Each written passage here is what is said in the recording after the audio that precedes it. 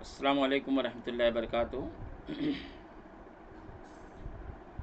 शुरू करता हूँ अल्लाह के नाम से जो बड़ा मेहरबान नहायत रहम वाला है।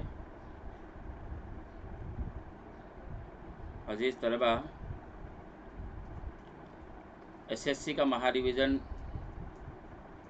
उसमें ऑल अबाउट जोग्राफ़ी पेपर, उसमें इम्पॉर्टेंट क्वेश्चंस में पार्ट 1 इम्कानी सवालात जो हो सकते हैं उसका सेशन हमने मुकम्मल कर लिया था। और पार्ट 2 में हम question number 4, question number 5, question number 6 and question number 7, जिसमें तरसीम के सवालात, नक्शे के सवालात, नक्शे पर सवालात और तरसीम पर सवालात, उसके बाद में जोग्राफियाई वजूहात, geographical causes and brief answers, मुफस्सल जवाबात, सब कुछ इस सेशन में हम लोग इंशाल्लाह मालूमात हासिल करने की कोशिश करेंगे। और कुछ इम्कानी सवालात जो आपके कल के पर्चे में हो सकते हैं इंशाल्लाह उसके ताल्लुक़ से भी हम लोग बात करेंगे।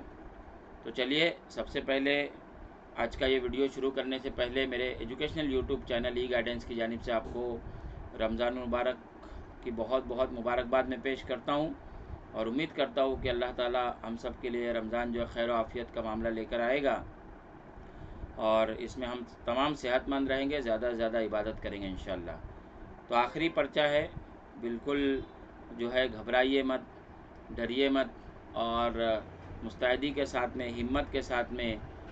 अब आखिरी पर्चे में थोड़ा सा ऐसा होगा कि दिल करेगा कि अरे पढ़ाई थोड़ा कम भी किया तो चलेगा, लेकिन ये बोरियत अपने अंदर आने ना दे और इस बोरियत को दूर करे, इस बोरियत को भगाए और बहुत हिम्मत और मुस्तैदी के साथ में इंशाल्लाह आगे की एक दिन और पढ़ाई करनी है। बस एक दिन भी नहीं, आधा दिन बचा है समझ लीजिए।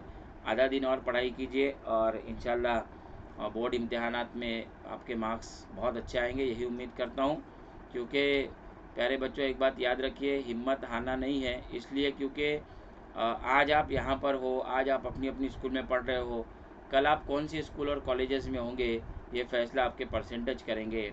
लिहाजा हम किसी से एक दो मार्क्स भी अगर आगे निकल जाते हैं तो हमारे लिए बहुत ज़्यादा फ़ायदेमंद रहेगा। तो एक दो मार्क्स अगर बढ़ाना है, जितने मार्क्स हमने एक्सपेक्ट किए अगर उससे भी हाई हमको जाना है तो आखिर तक जो है वो लगे रहिए और इंशाल्लाह कामयाबी आपके कदम चूमेंगी। तो चलिए हम लोग शुरुआत करते हैं आज के इस सेशन की और महा रिवीजन हम लोग करते हैं। सबसे पहले हम बात करेंगे, कुछ फ़र्क बयान कीजिए जो हमारे किसी सूरत में छूट गए थे पहले और हमने कहा था कि इंशाल्लाह उसका रिवीजन हम लोग करेंगे। तो उन फ़र्क वाज़े कीजिए को हम देखेंगे। सबसे पहले यहाँ पर ऊपर की तरफ हम देखेंगे इम्पॉर्टेंट फ़र्क वाज़े कीजिए में भारत का महल वक़ू है ये, और उसके बाद में यहाँ पर ब्राज़ील का महल वक़ू, दोनों का फ़र्क वाज़े करना है। तो सबसे पहला पॉइंट, भारत मुकम्मल तौर पर शुमाली और मशरक़ी निसफ़ कुर्रे में वाक़ है और भारत बर्र-ए-आज़म एशिया के जनूबी हिस्से में वाक़ है, जबकि ब्राज़ील शुमाल, जनूबी और मगरबी निसफ़ कुर्रे में वाक़ है और ब्राज़ील बर्र-ए-आज़म जो है जनूबी अमरीका के शुमाली हिस्से में वाक़ है। तो ये फ़र्क हमने जो है यहाँ पर दो दो वाज़े किए हैं। इसके बावजूद अगर आप यहाँ पर महल वक़ू लिखना चाहें, भारत का महल वक़ू आप लिख सकते हो। शर्कन गरबन जो है वो चौड़ाई या लंबाई आप लिखना चाहें तो आप लिख सकते हो, और ब्राज़ील का महल वक़ू आप लिख सकते हो, उसकी लंबाई और चौड़ाई आप लिख सकते हो। ये 2 पॉइंट आप मज़ीद यहाँ पर ऐड कर सकते हो।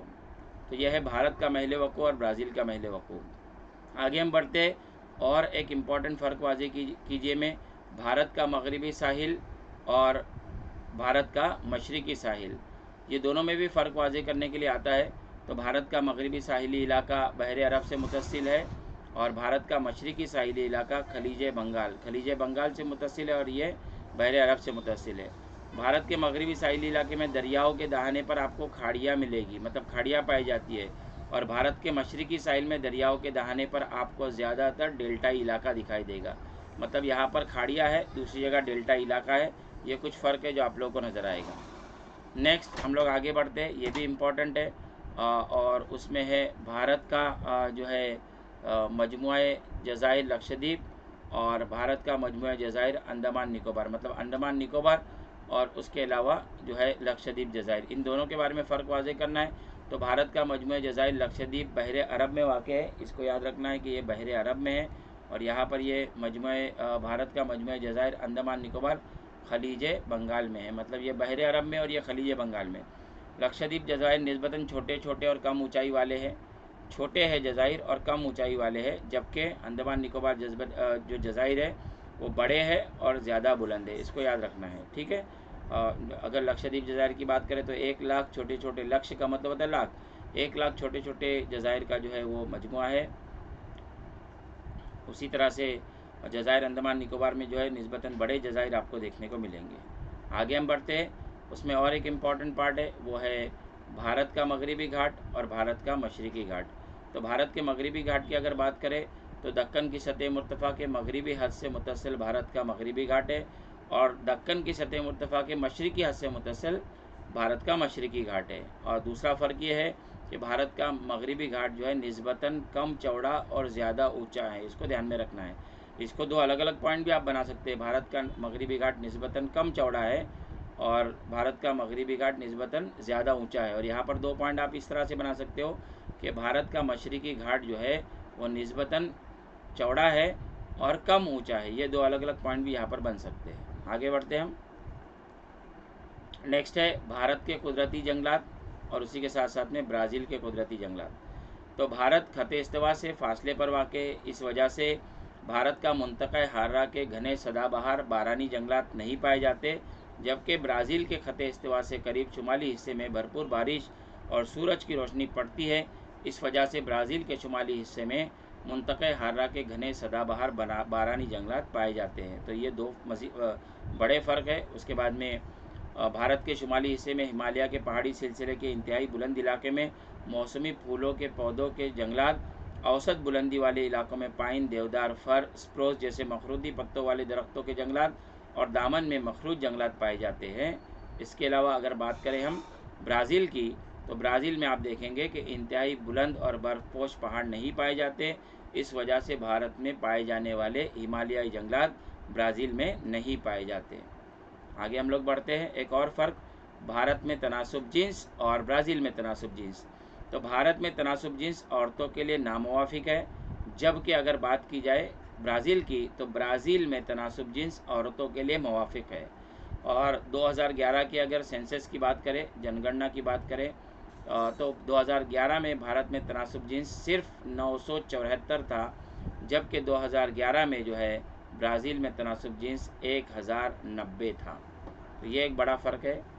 उसके बाद में और एक फ़र्क, ब्राज़ील में मवासलात और भारत में मवासलात। मवासलात आप जानते हैं, चाहे वो टेलीफोन हो, चाहे इंटरनेट हो, और बहुत सारी इस तरह की सुविधाएं, चाहे आप टीवी देख रहे हो, ये सारे के सारे मवासलात में आते हैं। इंटरनेट की सारी सुविधाएं, सारी सहूलतें जो है वो मवासलात में शामिल होती है। तो ब्राज़ील में मवासलाती निज़ाम निस्बतन ज़्यादा तरक्की याफ्ता और फ़ाल है, ब्राज़ील में बहुत फ़ाल है, जबकि भारत में मवासलाती निज़ाम निस्बतन कम तरक्की याफ्ता और कम फ़ाल है। ये 2 बड़े फ़र्क है। उसके बाद में ब्राज़ील में तकरीबन 45% से ज़्यादा आबादी मवासलात के लिए इंटरनेट इस्तेमाल करती है, 45% आबादी, जबकि भारत में 30% आबादी जो है वो इंटरनेट इस्तेमाल करती है। ये एक इम्पॉर्टेंट फ़र्क है।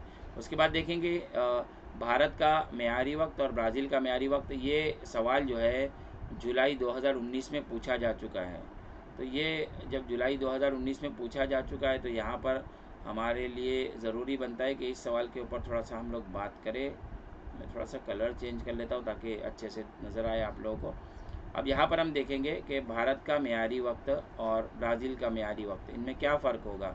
तो भारत का मेयारी वक्त जो है आलमी मेयारी वक्त से 5 घंटे 30 मिनट आगे है, जबकि भारत का मेयारी वक्त ब्राज़ील के मेयारी वक्त से 8 घंटा 30 मिनट आगे है। और भारत में एक ही मेयारी वक्त तस्लीम किया गया है। भारत के इंतहाई मशरक़ी और इंतहाई मगरबी तुलुल बलद से तकरीबन 120 मिनट का फ़र्क है। और ब्राज़ील की अगर बात करें, ब्राज़ील का मेयारी वक्त आलमी मेयारी वक्त से 3 घंटा पीछे है, और ब्राज़ील का मेयारी वक्त भारत के मेयारी वक्त से 8 घंटे 30 मिनट पीछे है, जबकि ब्राज़ील में कुल 4 मेयारी वक्त तस्लीम किए गए हैं। ब्राज़ील के इंतहाई मशरक़ी और मगरबी तुलुल बलद के वक्त में 168 मिनट का फ़र्क है। ये 4 इम्पॉर्टेंट पॉइंट जिनको हमने बयान किया। हम लोग आगे बढ़ते हैं।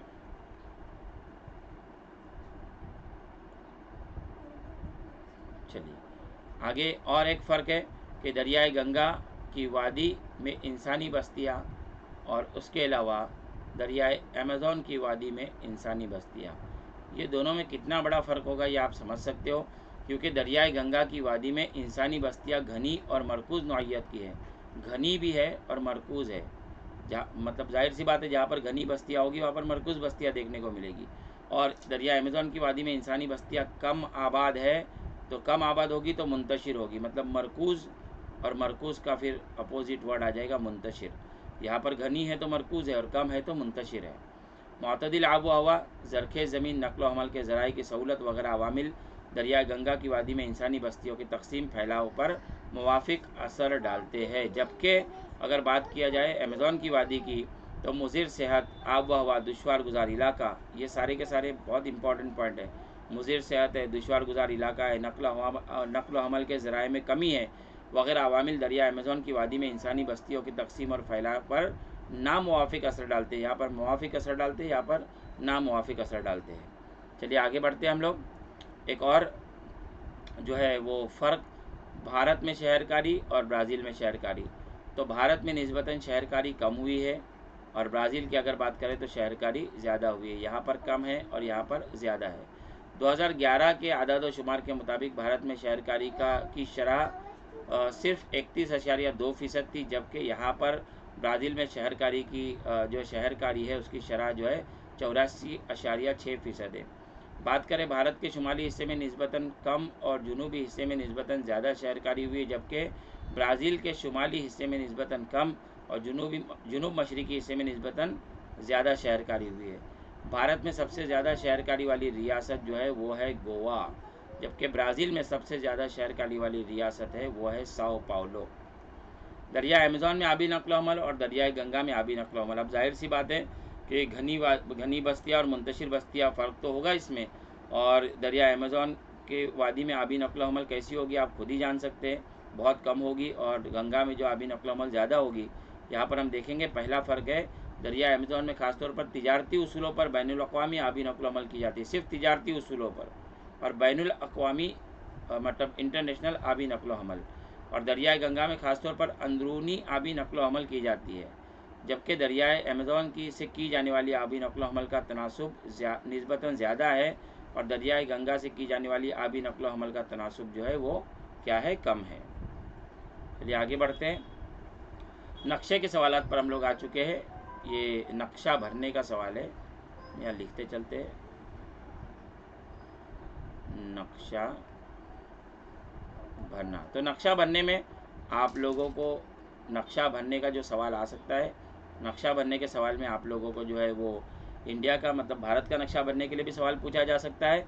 इसके अलावा आप लोगों को पूछा जा सकता है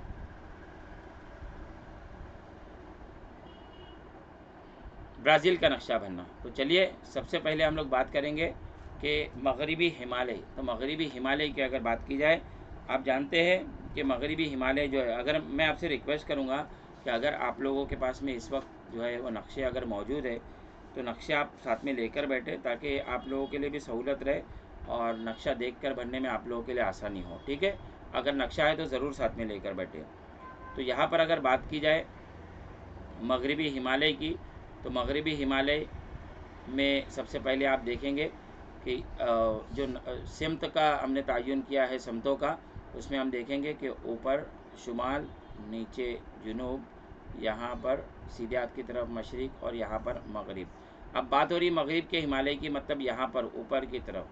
तो मगरिबी हिमालय में हम निशान लगाएंगे लद्दाख, जम्मू कश्मीर, और उसी के साथ साथ में यहाँ पर हिमाचल प्रदेश, और उसी के साथ साथ में यहाँ पर उत्तराखंड। ये क्या हो गया, तो ये हो गया मगरिबी हिमालय। ठीक है, यहाँ पर नंबर 1 हम लिखेंगे मगरिबी हिमालय। ठीक है, उसके बाद में दूसरा सवाल पूछा है, ये सवाल हमने कर लिया है। दूसरा सवाल है मशरिकी हिमालय। तो मशरिकी हिमालय में जिस रियासत का शमूल होता है, जो रियासत शामिल होती है, वो है अरुणाचल प्रदेश। तो दूसरा यहाँ पर आ गया अरुणाचल प्रदेश, या फिर आप ये भी लिख सकते हो कि मशरिकी हिमालय। ठीक है, इस तरह से लिखा जाएगा। अब आगे बढ़ते हैं हम। तीसरा सवाल पंजाब हरियाणा मैदान। अब पंजाब हरियाणा मैदान कहाँ पर है, तो आप यहाँ पे निशान लगा सकते हो, ये पंजाब ठीक है, पंजाब, और ये उसी के साथ साथ में हरियाणा। ये पंजाब हरियाणा पूरा मैदान इलाका आपने जो है इसको निशान लगाया, पंजाब हरियाणा मैदान। नंबर 3। नंबर 4, जैसे मैं यहाँ पर लिख रहा हूँ, आपको ये लिखने की ज़रूरत नहीं, आप नंबर डालेंगे काफ़ी है, क्योंकि ये लिस्ट जो है आपको कहाँ बनानी है, ये लिस्ट आपको बनानी है। आपको जो एक नीचे जो है वो नक्शा भरने के अलावा नीचे एक जो है तरसीम का आपको जदौल दिया होगा, वो जदौल के अंदर आप इसको भरने की कोशिश करेंगे। नेक्स्ट, थार का रेगिस्तान। अब थार का रेगिस्तान पूछा गया है। थार का रेगिस्तान ये तकरीबन राजस्थान का जो इलाका है, इसको आधा हिस्सा ऊपर की तरफ से हम लोग कवर करेंगे, और आधा हिस्सा ऊपर की तरफ से कवर करने के बाद में हम लोग यहाँ पर इस तरह का निशान यहाँ पर लगाते हैं। ये पूरा के पूरा है थार का रेगिस्तान, यहाँ से भरने की कोशिश करते हैं इसको, ठीक है। ये है नंबर 4 और वो है थार का रेगिस्तान। नंबर 5 सवाल पूछा है मगरिबी साहिल के मैदान।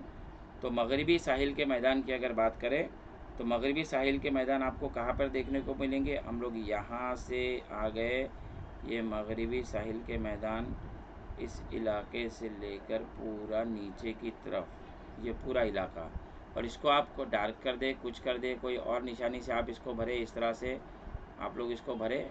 फ़िलहाल चूँकि वीडियो लंबा होने के खदशे से जो है मैं इसको इस तरह से निशान बनाने की कोशिश कर रहा हूँ। आप ये पूरे निशानात आप भर सकते हैं। ये पूरा के पूरा है आपको देखने को मिलेगा मगरिबी साहिली मैदान, मगरिबी साहिल के मैदान आपको देखने को मिलेंगे, ठीक है। अगर मशरिकी साहिल के मैदान होता तो आप यहाँ से ये बनाते, ये मशरिकी साहिल के मैदान हो जाएंगे। साहिल से करीब करीब आपको जिस तरह से जो भी निशानी आप बना सके या पेंसिल से डार्क कर सके तो यह इस तरह से आप बनाएंगे। तो ये हो गया 5वां। छठा सवाल मशरिकी साहिली मैदान पूछा होता तो आप यहाँ पर इस तरह से इसको ऐड कर दें। चलिए आगे बढ़ते हम, हो सकता है कि आपको यहाँ पर और एक क्वेश्चन आए, हम लोग आगे बढ़ते हैं इसमें, देखते हैं। मशरिकी साहिली मैदान भी देखिए हमने ऐड किया है यहाँ पर। तो मशरिकी साहिली मैदान ये हुआ 1 नंबर, अलग नक्शा हमने ले लिया इसको, ठीक है। ये हुआ मशरिकी साहिली मैदान। इसके अलावा मगरिबी घाट का यहाँ पर जिक्र किया गया है, मगरिबी घाट। तो मगरिबी घाट साहिली मैदान से मुतसिल इस इलाके में हम लोग मगरिबी घाट की निशानदही कर सकते हैं। तो ये है हमारे मगरिबी घाट। इसके अलावा यहाँ पर ये 2 हम लोग मुकम्मल कर चुके हैं, यहाँ पर नंबर 2 हमने ऐड किया। इसके अलावा पूछा गया है मशरिकी घाट। तो मशरिकी घाट मशरिकी साहिल से मुतसिल है, तो आप यहाँ पर इसको ऐड कर सकते हैं इस तरह से, ये हो जाएगा नंबर 3 और वो हो जाएगा मशरिकी घाट। इसके अलावा आप आ जाएंगे सिक्किम पूछा गया है, और ये हमेशा पूछा जाता है सिक्किम। आप देखिए यहाँ पर ये छोटी सी रियासत आपको नज़र आ रही है, ये है सिक्किम। यहाँ पर हमने नंबर दे दिया 4 और ये हो गया सिक्किम। 5वां पूछा है दरियाए नर्मदा। तो दरियाए नर्मदा जब भी पूछा जाएगा आप याद रखेंगे थोड़ा यहाँ से, मध्य प्रदेश में यहाँ से आप शुरुआत करेंगे, मध्य प्रदेश में यहाँ से शुरुआत करने के बाद आप यहाँ से इसको हल्का सा बिल्कुल कोना महाराष्ट्र के अंदर घुसाएंगे और यहाँ पर सूरत में ले जाके इसको छोड़ देंगे, और यहाँ से एक निशान ऊपर की तरफ जाएगा, यहाँ से एक निशान ऐसा नीचे की तरफ जाएगा। ये हो गया पाँचवा नर्मदा नदी, ठीक है। ये है नर्मदा, मध्य प्रदेश के मकाम से यहाँ से निकलती है और आखिर में इसका जो मंबा है मध्य प्रदेश में है, और आखिर में जाकर मिलती है सूरत के करीब बहरे अरब में। आगे बढ़ते हम। कम गुंजान आबादी वाली रियासतें और औसत गुंजान आबादी वाली रियासतें यहाँ पर पूछी गई है कि कम गुंजान आबादी वाली रियासतें कौन सी है और औसत गुंजान आबादी वाली रियासतें हैं। तो कम गुंजान आबादी वाली अगर रियासतों की बात की जाए तो कम गुंजान आबादी में आप देखिए, अब नए नक्शे अगर आते हैं आप लोगों को तो यहाँ पर और एक निशान इस तरह का लगाया हुआ होगा, मतलब लद्दाख को और जम्मू कश्मीर को अलग कर दिया गया है, इसमें आपको देखने को मिलेगा। तो यहाँ पर अगर आप लोग को ये सवाल पूछा जाता है तो यहाँ पर आप निशान लगाएंगे कम गुंजान आबादी वाली रियासतों में, एक लद्दाख हो गया, उसी के साथ साथ में ये जम्मू कश्मीर हो गया, उसी के साथ साथ में यहाँ पर अरुणाचल प्रदेश हो गया, और अरुणाचल प्रदेश के साथ साथ में यहाँ पर ये नागालैंड। ठीक है, तो ये 4 रियासतें हैं जो औसतन कम गुंजान आबादी वाली रियासतें हैं, जिसमें जम्मू कश्मीर हो गया, उसके बाद में लद्दाख हो गया, अरुणाचल प्रदेश हो गया और नागालैंड। उसी के साथ साथ में अब हम आए हैं दूसरे सवाल पर। दूसरे सवाल पर औसत गुंजान आबादी वाली रियासतें। अब औसत गुंजान आबादी वाली रियासतें कौन कौन सी है जहाँ पर औसत गुंजान आबादी है? सबसे पहले हम निशान लगाएंगे महाराष्ट्र में औसत गुंजान आबादी है, ना बहुत ज़्यादा ना बहुत कम। मुंबई जैसे शहरों में आपको देखने को मिलेगी बहुत ज़्यादा आबादी, या कुछ मज़ीद शहरों में पूना है, नागपुर है, बहुत ज़्यादा आबादी देखने को मिलेगी। लेकिन ओवरऑल रियासत की बात की जाए तो कब औसत गुंजान आबादी वाली रियासत है। उसी के साथ साथ में दूसरा आपको औसत गुंजान आबादी वाली रियासत देखने को मिलेगी, वो है पंजाब। ठीक है, ये 2 रियासतें हो गई। तीसरी रियासत जो औसत गुंजान आबादी वाली है वो है कर्नाटक, जो कि महाराष्ट्र से मुतसल जुनूबी सिमत में आपको देखने को मिलेगी। तो ये 3 रियासतों की हमने निशानदेही की। पंजाब हो गया, उसी के साथ साथ में महाराष्ट्र हो गया, उसी के साथ साथ में कर्नाटक हो गया। अगला सवाल है ज़्यादा गुंजान आबादी वाली रियासतें। ज़्यादा गुंजान आबादी वाली रियासतों में सबसे पहले हम निशान लगाएंगे यहाँ पर बिहार, ज़्यादा गुंजान आबादी वाली रियासत है बिहार। उसी के साथ साथ में हम निशान लगाएंगे यहाँ पर मगरबी बंगाल, ये भी बहुत ज़्यादा गुंजान आबादी वाली रियासत है, मगरबी बंगाल।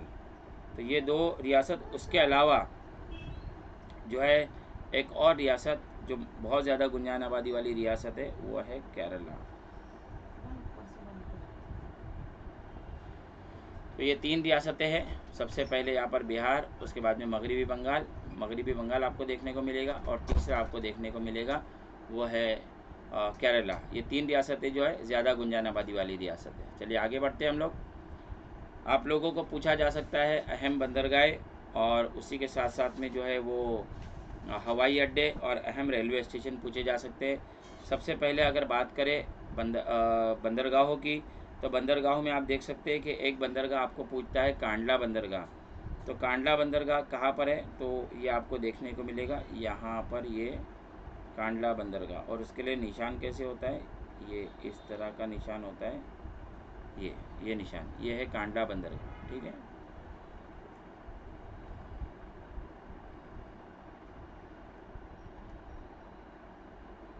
कांडला बंदरगाह। ठीक है, उसी के साथ साथ में एक और बंदरगाह जो यहाँ पर आपको मगरबी साहिल पर देखने को मिलेगी वो है पोरबंदर बंदरगाह। ठीक है, तो यहाँ पर हो गया ये कांडला, ये हो गया पोरबंदर। और हम लोग आते हैं नीचे की तरफ। यहाँ पर आपको देखने को मिलेगी ये जो बंदरगाह है, ये आपको देखने को मिलेगी, ये है मुंबई। मैं सिर्फ अभी यहाँ निशान लगाते हुए चलता हूँ, थोड़ा सा पेन डिस्टर्ब कर रहा है। यहाँ पर मुंबई। इसके अलावा नीचे की तरफ हम लोग आएंगे तो यहाँ पर आपको देखने को मिलेगी कोची,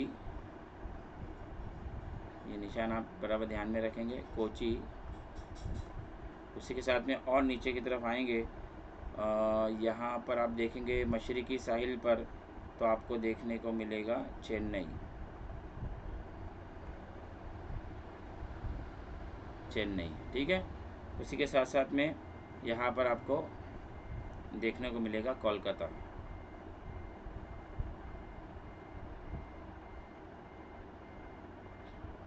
कोलकाता आपको देखने को मिलेगा। ठीक है, उसके अलावा अगर अहम हवाई अड्डों की बात की जाए तो यहाँ पर एक हवाई अड्डा देखने को मिलेगा आपको इस तरह से। उसके लिए क्या करना है कि एरोप्लेन का निशान आपको बनाना है इस तरह से। तो यहाँ पर एक हो जाएगा दिल्ली, ठीक है, दिल्ली कह सकते हैं हम लोग उसको। उसके अलावा मुंबई में भी आपको जो है अहम जो है वो हवाई अड्डा देखने को मिलेगा, यहाँ पर मुंबई में भी एक हो जाएगा। उसी के साथ साथ में अगर बात की जाए तो तिरुवनंतपुरम, यहाँ पर नीचे की तरफ तिरुवनंतपुरम में हवाई अड्डा देखने को मिलेगा। ये कुछ हवाई अड्डे हैं जिनका मैंने जिक्र किया। अब अहम रेलवे स्टेशन की अगर बात की जाए तो मुंबई एक अहम रेलवे स्टेशन है। उसके बाद में अटारसी मध्य प्रदेश में, यहाँ पर निशान लगेगा, ये भी एक अहम रेलवे स्टेशन है। उसके बाद में अगर बात की जाए कोटा, कोटा एक अहम रेलवे स्टेशन है, आपको यहाँ पर देखने को मिलेगा, राजस्थान में कोटा।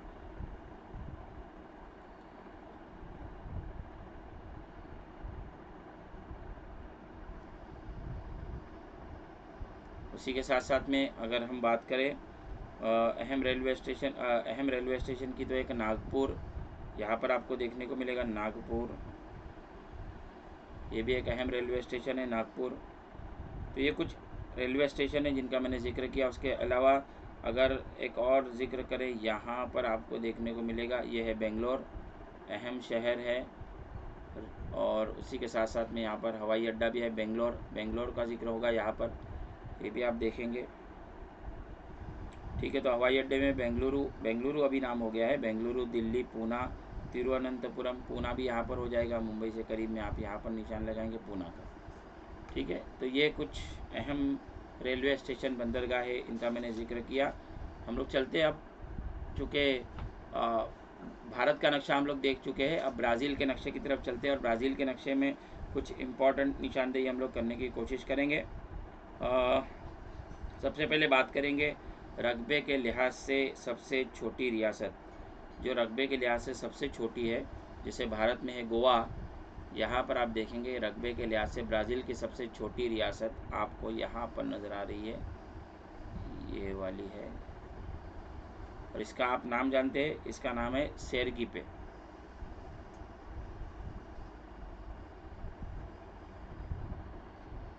ठीक है, सेरगिपे इसका नाम है। नेक्स्ट आगे बढ़ते हैं हम लोग। ये सवाल जो है ये सवाल 2019 में पूछा था, आई थिंक जुलाई 2019 का ये क्वेश्चन है। और उसी के साथ में ब्राज़ील की राजधानी की अगर बात करें, तो ब्राज़ील की राजधानी आप जानते हैं कि बहुत ही अहम शहर ब्राज़ीलिया, जो आपको यहाँ पर नज़र आ रहा है, तो ये ब्राज़ीलिया है, ब्राज़ील की राजधानी ब्राज़ीलिया, इसको भी याद रखना है आप लोगों को। उसके साथ में तीसरा है दरियाए अमेज़ोनस। तो दरियाए अमेज़ोनस कहाँ पर पाया जाता है, या माफ़ कीजिए, यहाँ पर पूछा गया है रियासत अमेज़ोनस। तो रियासत अमेज़ोनस की अगर बात करें तो बहुत बड़ी रियासत है, यहाँ पर आपको देखने को मिलेगी, ये पूरी की पूरी रियासत जो है दरियाए अमेज़ोनस, रियासत अमेज़ोनस यहाँ पर मौजूद है। यहाँ तक पूरा निशान में लगा रहा हूँ ताकि आप लोगों को कल पर्चे में अगर ये सवाल आता है तो सॉल्व करने में बहुत ज़्यादा आसानी रहेगी। ओके, अब हम आगे बढ़ते हैं। चौथा, रियासत पाराना। यहाँ पर और एक क्वेश्चन है, रियासत पाराना। पाराना रियासत कहाँ पर है, तो आप देखेंगे यहाँ पर आप लोगों को नज़र आ रही है ये रियासत, गोल निशान लगाता हूँ यहाँ पर,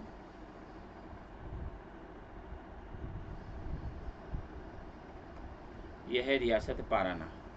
ठीक है, 4 सवाल हमने देखे, आगे बढ़ते हैं हम। ब्राज़ील की राजधानी भी जुलाई 2019 में क्वेश्चन पूछा था। अब नेक्स्ट क्वेश्चन जो कि बहुत इम्पॉर्टेंट है, और ये सारे क्वेश्चन मार्च 2019 में एक साथ पूछे गए थे, तो उनको हमने ऐड किया है। मैं यहाँ पर लिख भी देता हूँ ताकि आपको जहन में रहेगा। मार्च 2019 का जो एसएससी बोर्ड का पर्चा था, उसमें ये क्वेश्चन आप लोगों को पूछे गए थे, आपको मीन्स स्टूडेंट्स को। सबसे पहले जज़ीरा महाराजा। जज़ीरा महाराजा कहाँ पर है, तो आप देखेंगे यहाँ पर आपको नज़र आएगा। ठीक है, ये है, यहाँ पर ये निशान है, निशान करता हूँ मैं, ये है जज़ीरा महाराजा, नंबर 1। नंबर 2, पेको दी नेबलिना। पेको दी नेबलिना, आप जानते हैं कि ये पेको दी नेबलिना कहाँ पर है, आप देखेंगे यहाँ पर ऊपर की तरफ बुलंद चोटी है, ये पेको दी नेबलिना, ये हो गया बुलंद चोटी। ठीक है, नेक्स्ट, पेंटानाल का दलदली इलाका। पेंटानाल का दलदली इलाका, ये पेंटानाल यहाँ पर मौजूद है, और दलदली इलाके के लिए आप इस तरह के निशान लगा सकते हो। ये है पेंटानाल का दलदली इलाका, नंबर 3। नंबर 4, खुश्क चौगोशा, अगर यहाँ पर हम लोग बात करें खुश्क चौगोशा की, तो आपको यहाँ इस इलाके में नज़र आएगा ये खुश्क चौगोशा। निशान भी यहाँ पर लगा देते ताकि आप लोगों को आसानी से पता चले कि ये खुश्क चौगोशा ब्राज़ील में कहाँ पर है। ठीक है, ये हो गया नंबर 4। अब आते हैं हम लोग नंबर 5 पर, कटिंगा। कटिंगा की अगर बात करें हम, यहाँ से लेकर इतने इलाके को यहाँ से छोड़ने के बाद में नीचे की तरफ आएंगे हम लोग, और यहाँ तक का ये पूरा इलाका। यहाँ पर हम लोग कुछ और निशानी बना दे, प्लस की माइनस की, जो भी हम बनाना चाहे। ये पूरा इलाका इस तरह का, ये कहलाएगा आपका कटिंगा। कटिंगा, और इसका नंबर है आपका 5। चलिए आते हैं नंबर 6 पर, कैसोनुरितिला साहिल। कैसोनुरितिला साहिल कहाँ पर है, तो आप देखेंगे बहुत आसान है कि सबसे आखिर में यहाँ पर ये साहिल का निशान आप इस तरह से लगा सकते हो। ये जो पूरा साहिल है, ये पूरा साहिल है कैसोनुरितिला साहिल, नंबर 6। ओके, आगे बढ़ते हैं हम लोग। अब बात करेंगे और एक इम्पॉर्टेंट क्वेश्चन जो मार्च 2019 में पूछा था, सुनहरी तामरिन। सुनहरी तामरिन कहाँ पे पाया जाता है, तो सुनहरी तामरिन पाया जाता है, आप यहाँ पर आएंगे, ये इलाका, यहाँ पर मैं निशान बनाता हूँ, ये है सुनहरी तामरिन का इलाका। ठीक है, नेक्स्ट सेकंड है एनाकोंडा। अब एनाकोंडा कहाँ पर पाया जाता है, तो एनाकोंडा आपको मालूम है पेंटानल के इलाके में पाया जाता है।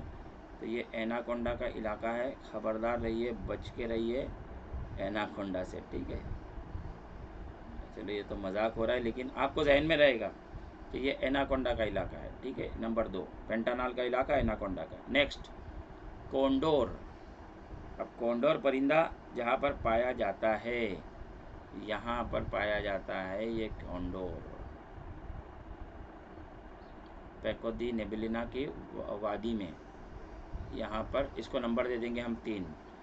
चौथा बहुत इम्पॉर्टेंट है, और वो है गुलाबी डॉल्फिन कहाँ पाई जाती है, तो गुलाबी डॉल्फिन यहाँ इस इलाके में पाई जाती है। हम लोग इसके लिए क्या करेंगे, इस तरह का निशान यहाँ पर बनाते हैं।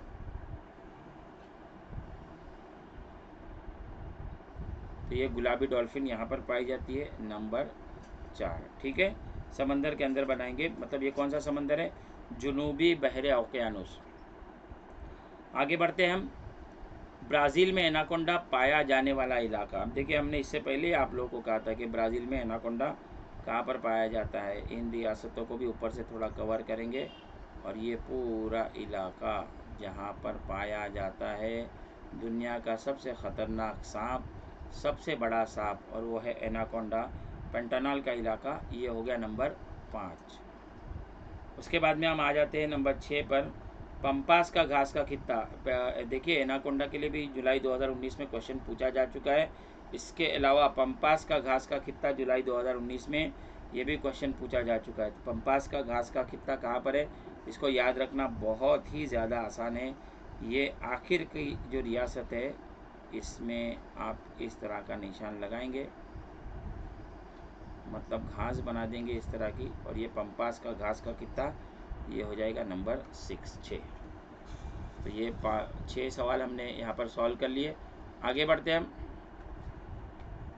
अब बात करेंगे, जैसे हमने देखा था भारत में जो है कम गुंजान आबादी वाली रियासतें, औसत गुंजान आबादी वाली रियासतें, ज़्यादा गुंजान आबादी वाली रियासतें, उसी तरीके से हम देखेंगे ब्राज़ील में कम गुंजान आबादी वाली रियासतें कौन सी है। तो ब्राज़ील में कम गुंजान आबादी वाली रियासतों की अगर बात की जाए तो वो 2 रियासतें हैं, एक है अमेज़ोनस और दूसरा है रोराइमा। तो अमेज़ोनस और रोराइमा दोनों को हम निशान लगाएंगे, और ये दोनों क्या है, कम गुंजान आबादी वाली रियासतें हैं। इसी के साथ साथ में औसत गुंजान आबादी वाली रियासतों में पाराना रियासत, और उसी के साथ साथ में जो है वो सांता कैथरीना रियासत, ये 2 रियासतों के लिए निशान लगाएंगे हम। और ज़्यादा गुंजान आबादी वाली रियासतों में वहाँ पर 2 रियासतें, साओ पाउलो और रियो दी जानेरियो, तो ये दोनों को निशान लगाएंगे। सबसे पहले हम निशान लगाएंगे अमेजोनॉस, ये रियासत भी आपको याद रखना है। यहाँ पर हम लोग क्या करेंगे, थोड़ा सा बड़े हिस्से में इसको कवर करने की कोशिश करेंगे, मतलब बड़ा वो करेंगे। ये सबसे पहले रियासत है अमेजोनॉस, ठीक है, थोड़ा बड़ा बड़ा इसको रखेंगे ताकि मतलब मालूम पड़े कि ये क्या है, कम गुंजान आबादी वाली रियासत है, मतलब आबादी कम है यहाँ पर। उसके अलावा यहाँ पर और एक रियासत, इसको भी हम लोग यहाँ पर कवर कर रहे हैं। तो ये दो रियासतों को हमने कवर किया, अमेजोनॉस, ये अमेजोनॉस और ये रोराइमा। इसके साथ में औसत गुंजान आबादी वाली रियासतों में हम नीचे की तरफ यहाँ पर आएंगे, जहाँ पर जो है सबसे पहली रियासत आपको नज़र आ रही है, इसको हम लोग यहाँ पर कवर करते हैं, और वो है हमारी रियासत पाराना। और उसी के साथ साथ में नीचे जो है हम लोग आ जाते हैं सांता कैटरीना। इसको थोड़ा सा मतलब हम लोग ऊपर वाले से कम और नीचे वाले से थोड़ा छोटा इसको बनाने की कोशिश करते हैं, मतलब इससे थोड़ा, ताकि पता चले कि ये कम कम गुंजान आबादी वाली है या औसत गुंजान आबादी वाली है।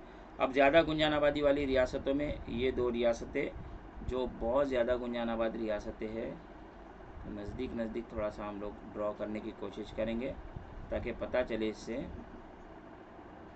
रियो दी जेनेरियो और साओ पाउलो, ये दो रियासतें, इसको पूरा हम लोग अच्छे से छोटा छोटा करके कवर करेंगे ताकि पता चले कि यहाँ पर आबादी का गुंजानपन जो है वो बहुत ही ज़्यादा है। ठीक है, चलिए दोबारा देख लीजिए। ऊपर से अमेजोनस ये पहला, और उसके साथ में रोराइमा, उसी के साथ साथ में यहाँ पर हम देखेंगे तो सबसे पहले पाराना, ये इलाका पाराना, और उसी के साथ साथ में यहाँ पर हम देखेंगे तो सांता कैटरीना, उसी के साथ साथ में यहाँ पर हम आ जाएंगे साओ पाउलो, और उसी के साथ में यहाँ पर आ जाएंगे रियो दी जेनेरियो। आगे बढ़ते हैं हम। अब बात करेंगे हम अहम बंदरगाहों की, हवाई अड्डों की, और उसी के साथ साथ में अहम रेलवे स्टेशन की बात करेंगे, जो कि इसके लिए मतलब हमारे मतलब नॉलेज के लिए, और ये चूँकि नक्शा बनने का सवाल बहुत अहम हो सकता है ये, तो ये हमको पता होना चाहिए कि जो है ब्राज़ील जिसका हम लोग मुताला कर रहे हैं उसमें अहम बंदरगाहें कौन सी है, अहम हवाई अड्डे कौन सी है, और अहम रेलवे स्टेशन कौन से है। तो हम दो दो ऐड करेंगे, ठीक है। सबसे पहले हम बात करेंगे अहम बंदरगाहों की, तो एक बंदरगाह यहाँ पर आपको देखने को मिलेगी, निशान लगाने में कुछ इधर उधर हो सकता है, आप ज़रा देख लीजिए इसको। इसका नाम क्या है, तो इसका नाम है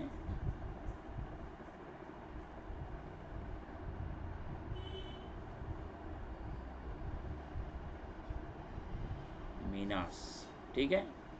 उसके बाद में अहम बंदरगाहों में और एक हम देखेंगे तो अहम बंदरगाहों में है विटोरियास। विटोरियास आपको कहाँ पे देखने को मिलेगी, यहाँ पर रियो दी जेनेरियो के ऊपर की सिमत में यहाँ पर आपको देखने को मिलेगी, और इसका नाम है विटोरियास।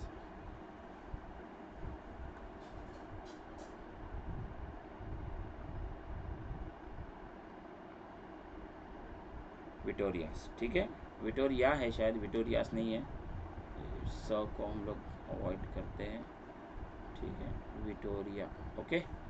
चलिए आगे बढ़ते हैं हम लोग। नेक्स्ट अब बात करेंगे हवाई अड्डों की। तो हवाई अड्डा, जो असल हवाई अड्डा एक आपको यहाँ पे देखने को मिलेगा, जो कि यहाँ की राजधानी भी है, और वो है ब्राज़ीलिया, ठीक है, ये ब्राज़ीलिया आपको यहाँ पे देखने को मिलेगा। और एक अहम हवाई अड्डे की अगर हम बात करें तो आपको यहाँ पर देखने को मिलेगा, जिसका नाम है कैंपो ग्रांडे, ठीक है। ये भी एक अहम जो है वो हवाई अड्डा है, कैंपो ग्रांडे। अहम रेलवे स्टेशन की अगर बात की जाए तो अहम रेलवे स्टेशन में हम देखेंगे, यहाँ पर दो चीज़ें हम लोग कवर की है, तीसरा पॉइंट हम लोग कवर कर रहे हैं अहम रेलवे स्टेशन। तो अहम रेलवे स्टेशन की अगर बात की जाए तो आपको दो अहम रेलवे स्टेशन देखने को मिलेंगे। एक तो सबसे पहले यहाँ पर साओ पाउलो,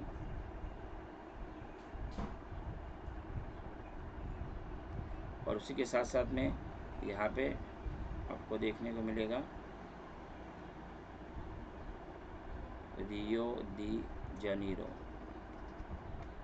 ये देखने को मिलेगा। ठीक है, ये हो गया बंदरगाह है मीनास और विक्टोरिया। हवाई अड्डे की अगर बात करें तो कैंपो ग्रांडे और ब्राज़ीलिया जो कि राजधानी है।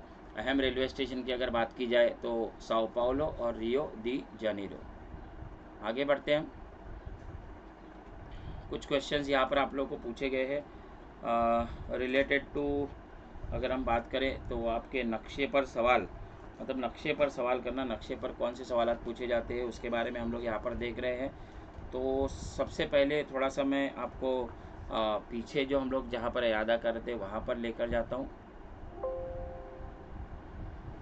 पीछे जो हम लोग यादा कर रहे थे हमने देखा था कि यहाँ पर सवाल नंबर 4 में मंदरजा झील नक्शे का मुशाहिदा करके नीचे दिए हुए सवालात के जवाबात लिखिए। यह आप लोगों को सवाल पूछा गया था और इसमें कौन से क्वेश्चन है इसको थोड़ा सा देखने की हम लोग कोशिश करेंगे।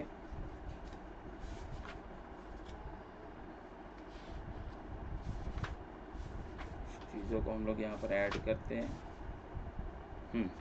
कौमी शाहराए और अहम बंदरगाह है। ठीक है, तो यहीं से हम लोग शुरुआत करते हैं हमारी।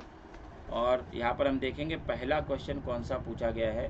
तो पहला क्वेश्चन है यहाँ पर कि नक्शे में आमदरफ़्त के कौन कौन से ज़राए नज़र आ रहे हैं। तो नक्शे में अगर आमदरफ़्त के ज़राए की बात करें तो हमें नज़र आ रही है सड़कें नज़र आ रही है, उसी के साथ साथ में हमको रेलवे रास्ते नज़र आ रहे हैं और आबी नकलो अमल हमको, सड़कें और रेलवे तो नहीं है यहाँ पर लेकिन आबी नकलो अमल के रास्ते हमको नज़र आ रहे हैं। ठीक है, भारत के किस हिस्से में सड़कों का घना जाल है। तो हम देखेंगे कि घना जाल जो है वो शुमाली हिस्से में हम लोगों को यहाँ पर नज़र आ रहा है, बहुत घना जाल है यहाँ पर, और एक घना जाल हमको जुनूबी हिस्से में नज़र आ रहा है। फिर है 5 अहम बंदरगाह और हवाई अड्डों के नाम लिखिए। तो अहम बंदरगाह है जो कौन सी है, तो कांडला है, मुंबई है, पोरबंदर है, कोची है, विशाखापट्टनम है, चेन्नई है। और अगर अहम हवाई अड्डों की बात करें तो पुणे है, दिल्ली है, बेंगलुरु है, तिरुवनंतपुरम है और दिल्ली हो सकता है। ठीक है, तो इसको याद रखेंगे। आगे हम लोग बढ़ते हैं, कोलकाता भी हो सकता है आप जो शामिल करना चाहें। आगे हम लोग बढ़ते हैं, एक और क्वेश्चन कि भारत के किस हिस्से में आमदरफ़्त का जाल कम घना है, इसकी वजह क्या हो सकती है। तो इंतहाई शुमाली हिस्से में, यहाँ मतलब आप देखेंगे आमदरफ़्त के ज़रिया कोई है ही नहीं। यहाँ पर आप देखिए ये जो इलाका आपको नज़र आ रहा है लद्दाख का और कुछ जम्मू कश्मीर का कुछ इलाका यहाँ पर हमको नज़र नहीं आ रहा है। तो इसकी वजह क्या हो सकती है, तो इसकी वजह है हिमालय का पहाड़ी सिलसिला है और ये बहुत ही बुलंद इलाका है, इसके लिए हमें यहाँ पर जो है आमदरफ़्त का जो है घना जाल कम नज़र आ रहा है या नज़र आ ही नहीं रहा है, ये भी हो सकता है। मगरबी साहिल की कोई एक बंदरगाह का नाम लिखिए। मगरबी साहिल की बंदरगाह, तो मगरबी साहिल पर कौन सी बंदरगाह है, हम लोग देखेंगे राइट साइड पर एक मुंबई हो सकता है बंदरगाह, एक उसी के साथ साथ में रत्नागिरी है, उसके साथ में यहाँ पर कोची हमको देखने को मिलेगा। तो मुंबई, कोची, गोवा, मतलब पणजी, आप इनके नाम लिख सकते हो। ठीक है, आगे बढ़ते हैं हम लोग नेक्स्ट क्वेश्चन की तरफ। तबई साख्त वाला ये जो नक्शा है ये भी बहुत अहमियत का हामिल है, इसके ऊपर सवालात पूछे जा सकते हैं। आप देखेंगे यहाँ पर पहला सवाल यहाँ पर पूछा गया है कि विंध्या पहाड़ किन दरियाओं की वादियों के लिए आबी तकसीमकार है। तो उसका जवाब आएगा गंगा और नर्मदा, तो याद रखेंगे। ठीक है, गंगा और नर्मदा। अगर आप कहें तो मैं यहाँ पर लिखता भी चलूँ ताकि आपके लिए सहूलत रहेगी। पहले इसमें मैं नहीं लिख पाया, खैर मैं अभी यहाँ पर लिखता हूँ ताकि आप लोगों के लिए सहूलत हो। चलिए यहाँ पर हम लोग लिखते हैं विंध्या पहाड़ किन दरियाओं के लिए आबी तकसीमकार है। तो यहाँ पर हो जाएगा गंगा और उसके साथ में नर्मदा। ठीक है, आगे बढ़ते हैं हम लोग। अगला सवाल है जजीरा नुमा भारत में जुनूब की सिमत बहने वाली नदी का नाम लिखिए। तो जुनूब की सिमत बहने वाली नदी है साबरमती। ठीक है, आगे बढ़ते हैं हम लोग। कोहे अरावली से छोटा नागपुर की सतह मुर्तफ़ा के दरमियान मौजूद सतह मुर्तफ़ाओं के नाम लिखिए।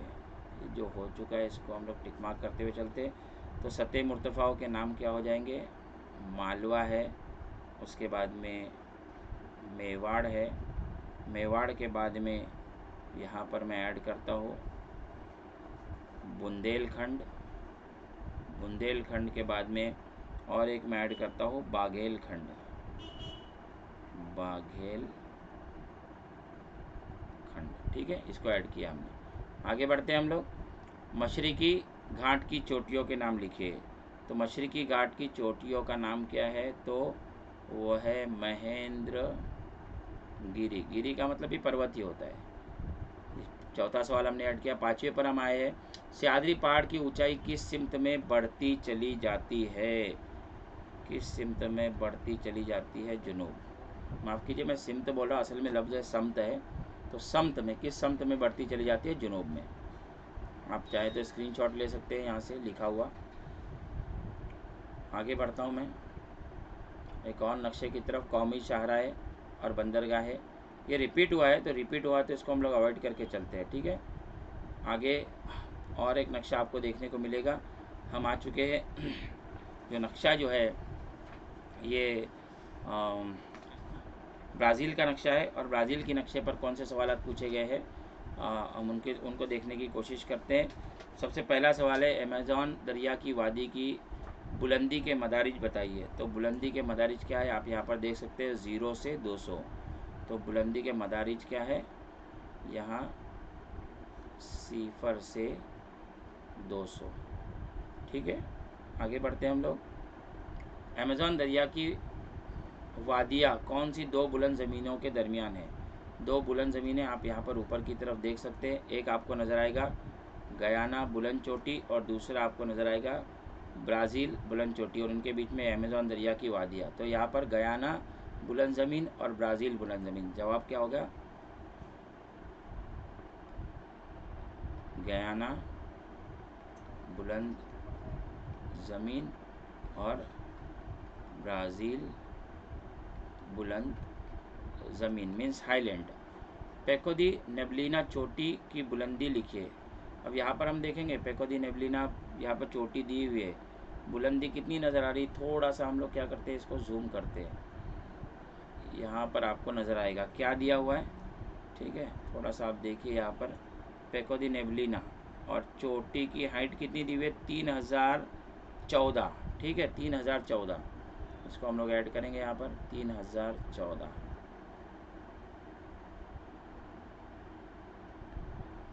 हाइट कितनी है? 3014, 3014। और ये क्या दिया है? मीटर में दिया है, क्या दिया है? तो आपको याद होगा कि हमेशा बुलंदी जो है वो मीटर में ही जाहिर की जाती है किसी पहाड़ की। तो 3014 मीटर। पांचवा, कटिंगा का इलाका किस सिमत में वाक़ है?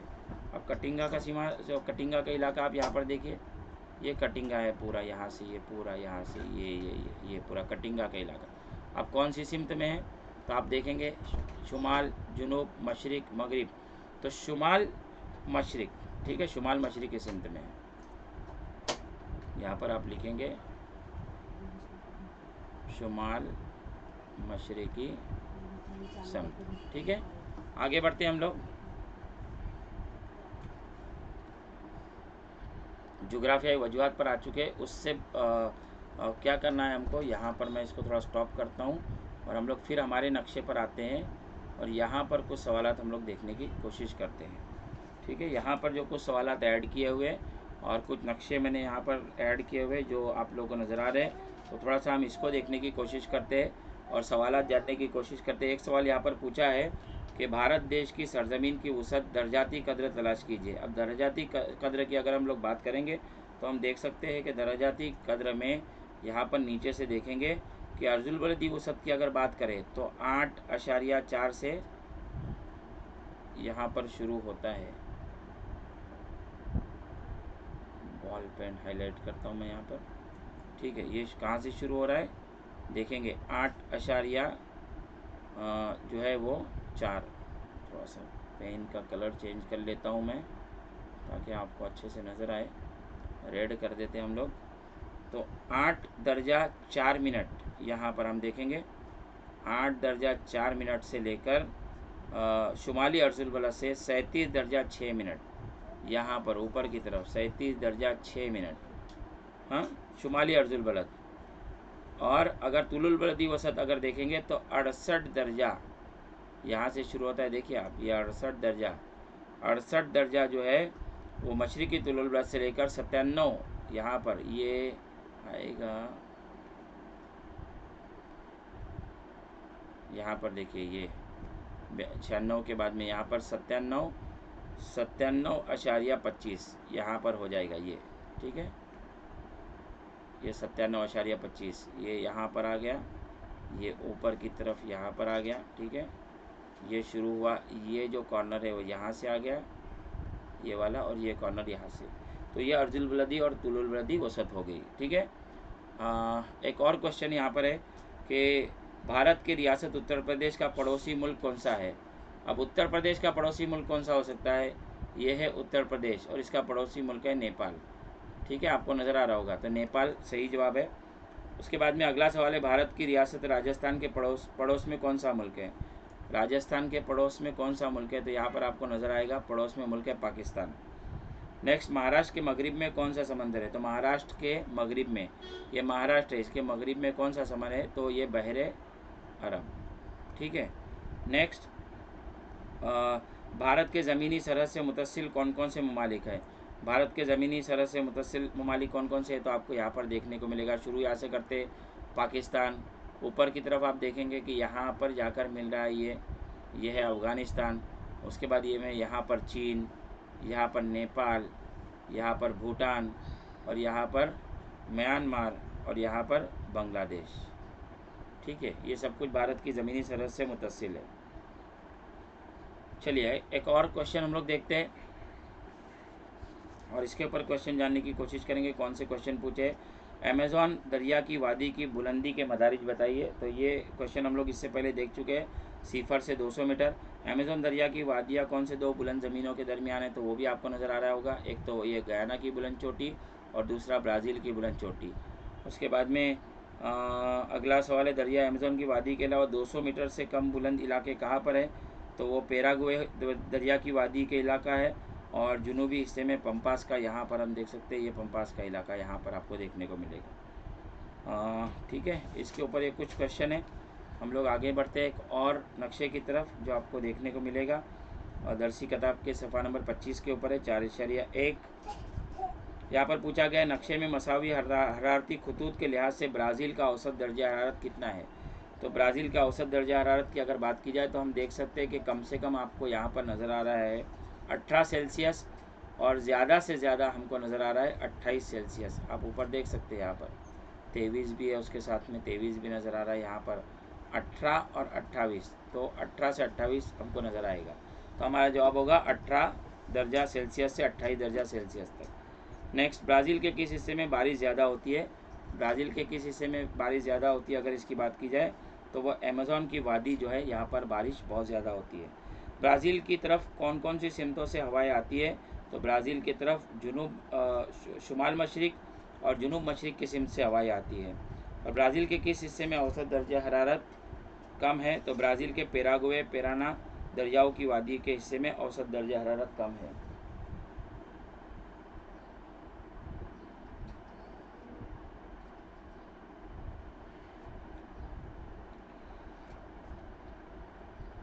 हाँ, अब एक और इम्पॉर्टेंट सवाल है कि नक्शे में किस तरीके से तकसीम ज़ाहिर की गई है।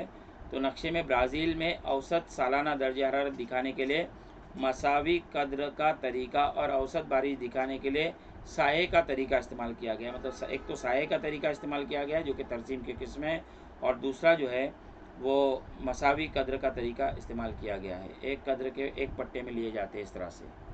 आगे बढ़ते हैं हम, एक और जो है 4.3 का है ये कि भारत में 400 मिलीमीटर से ज़्यादा बारिश वाले इलाके कौन से हैं। तो भारत का मगरिबी साहिल और भारत का शुमाल मशरिकी साहिल, ये दो इलाके जो है 4000 मिलीमीटर से ज़्यादा बारिश वाले हैं। उसके अलावा एक और क्वेश्चन है, भारत के सबसे कम और सबसे ज़्यादा दर्जा हरारत वाले इलाके कौन से हैं।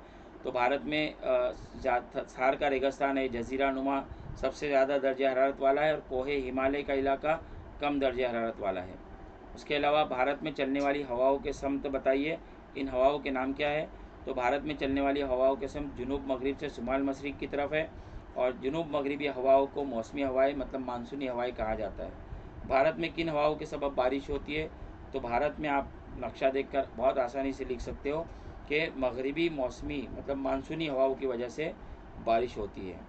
आगे आप देखिए, आप निशान में यहाँ पर नीचे की तरफ आप देख सकते हो, यहाँ पर लिखा हुआ है मानसूनी हवाएं, तो हमारा जवाब भी होगा मानसूनी हवाएं। आखिरी सवाल है, भारत के शुमाली हिस्से में किस किस्म की आबोहवा पाई जाती है? तो भारत का शुमाली हिस्सा अगर बात करें तो यहाँ पर हमको देखने को मिलेगा शुमाल में जितना इलाका है ये मुतदिल आबोहवा पाई जाती है यहाँ पर। ठीक है, आगे बढ़ते हैं हम लोग। और एक नक्शा आपके सामने है और यहाँ पर सवाल पूछे गए हैं। शक्ल 6.1 है ये आबादी का गुंजानपन। यहाँ पर पूछा है सबसे ज़्यादा गुंजान आबादी वाला इलाका। तो सबसे ज़्यादा गुंजान आबादी वाला इलाके में आप देखेंगे पंजाब है, हरियाणा है, उत्तर प्रदेश है, बिहार है, मगरबी बंगाल है, तमिलनाडु है और केरला है। इसके अलावा सबसे कम गुंजान आबादी वाला इलाका, तो सबसे कम गुंजान आबादी वाला इलाका में आप देखेंगे मेघालय, मिज़ोरम और अरुणाचल प्रदेश। ठीक है, ये कम गुंजान आबादी वाली रियासतें हैं और सिक्किम भी इसमें साथ में शामिल हो जाएगा। महाराष्ट्र में आबादी का गुंजानपन कितना है? तो महाराष्ट्र में आबादी का गुंजानपन आप देखेंगे यहाँ पे दिया हुआ है, इस निशान से हमको पता चलेगा। यहाँ पर हम देखेंगे कि 251 से 500 अफराद फी मुरब्बा किलोमीटर। मगरबी बंगाल में आबादी का गुंजानपन कितना है? तो मगरबी बंगाल में हम यहाँ पर देखेंगे, मगरबी बंगाल है, बहुत डार्क है, तो 500 से ज़ायद फी अफराद फी मुरब्बा किलोमीटर। रियासत मणिपुर में आबादी का गुंजानपन कितना है? मणिपुर में आबादी का गुंजानपन, मणिपुर आपको यहाँ पर नज़र आ रहा है और ये मणिपुर में आबादी का गुंजानपन आपको कितना देखने को मिलेगा? तो मणिपुर में आबादी का गुंजानपन 101 से 250 अफराद फी मुरब्बा मीटर। ठीक है, ये आपको देखने को मिलेगा। आगे बढ़ते हैं हम लोग।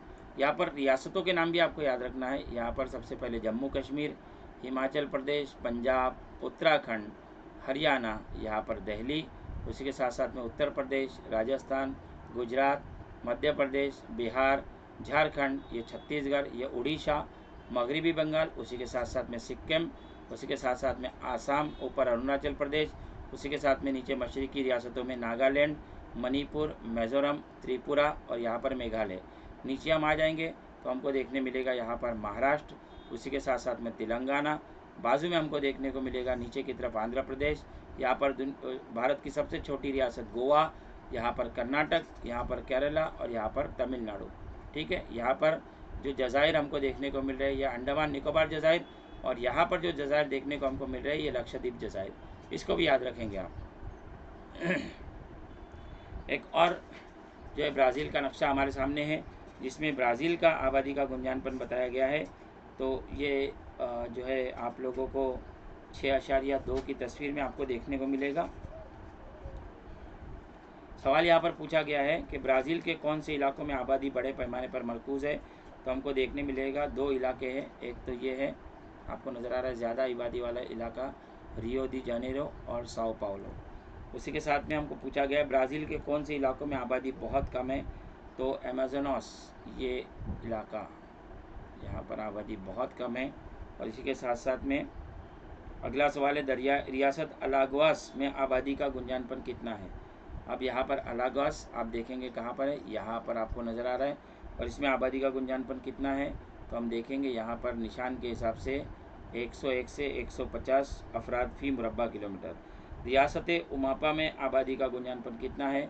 तो रियासत उमापा में आबादी का गुंजानपन आपको नज़र आ रहा होगा कि यहाँ पर है उमापा, कहीं पे अमापा भी इसको लिखा जाता है। यहाँ पर आप देखेंगे तो इसका आबादी का गुंजानपन आपको देखने को मिलेगा 50 अफराद फी मुरब्बा किलोमीटर, बहुत हल्का है।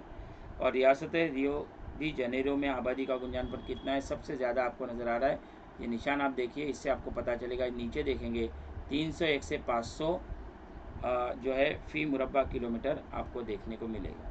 अब इसमें भी आप याद रखेंगे कुछ अहम रियासतों के नाम, अमापा, रोराइमा, अमेज़ोनास, यहाँ पर आकरे, रोंडोनिया, यहाँ पर ये मीनास आपको देखने को मिलेगा। उसी के साथ साथ में पारा, उसी के साथ में मारानाओ, सियारा, पेराइबा, पेन्ना नेविलोको, अलागवास, सिरगपे, सबसे छोटी जो है वो राजधानी बाहिया, मीनास जेराइस, उसके बाद में Espirito Santo, Rio de Janeiro, Sao Paulo, Parana, Santa Catarina, Rio Grande do Sul, Mato grosso, गावानिया सुल, उसके साथ में माटो ग्रोसो यहाँ पर आ गया, और ब्राज़ीलिया आपको यहाँ पर देखने को मिलेगा।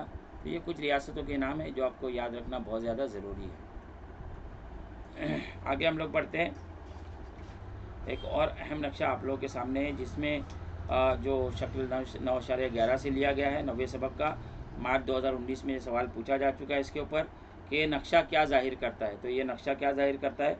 अहम रेल रास्ते और हवाई अड्डे को जाहिर करता है। यहाँ पर लिखा है, देखो आप देख सकते हो, नक्शा क्या जाहिर करता है। तो भारत में अहम रेल रास्ते और हवाई अड्डे को जाहिर कर रहा है, ये इसको याद रखना है। आगे पूछा गया है मशरकी साहिल के 2 हवाई अड्डों के नाम लिखे। मशरकी साहिल मतलब यहाँ पर, तो ये खड़गपुर है, विशाखापट्टनम है, चेन्नई है। तो ये तीनों में से किसी 2 के नाम आप लिख सकते हो।